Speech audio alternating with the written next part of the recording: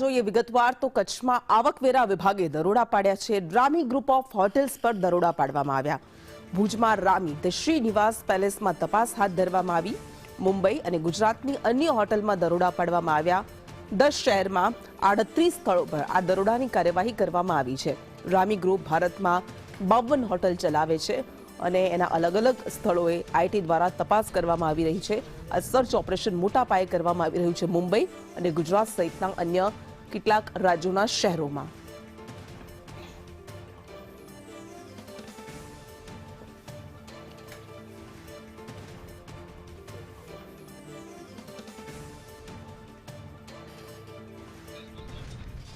વધુ વિગત સાથે સંવાદદાતા અલ્પેશ ગોસ્વામી આપણી સાથે જોડાયા છે। અલ્પેશ, આવકવેરા વિભાગ દ્વારા આ ગ્રુપ પર અત્યારે તપાસ કરવામાં આવી રહી છે, શું શું સામે આવ્યું છે?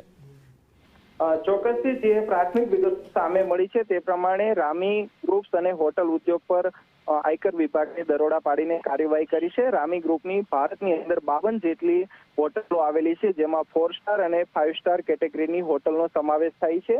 આ સવારથી જ આયકર વિભાગ દ્વારા દરોડા પાડીને આ કાર્યવાહી કરવામાં આવેલી છે। ભુજમાં પણ રામી ગ્રુપની હોટલ આવેલી છે, ત્યાં પણ અત્યારે દરોડા પાડીને સર્ચ ઓપરેશન છે તે ચાલી રહ્યું છે અને આ ઓપરેશન દરમિયાન કરોડો રૂપિયાના બેનામી વ્યવહારો બહાર આવે તેવી શક્યતા છે। જી બિલકુલ, આભાર।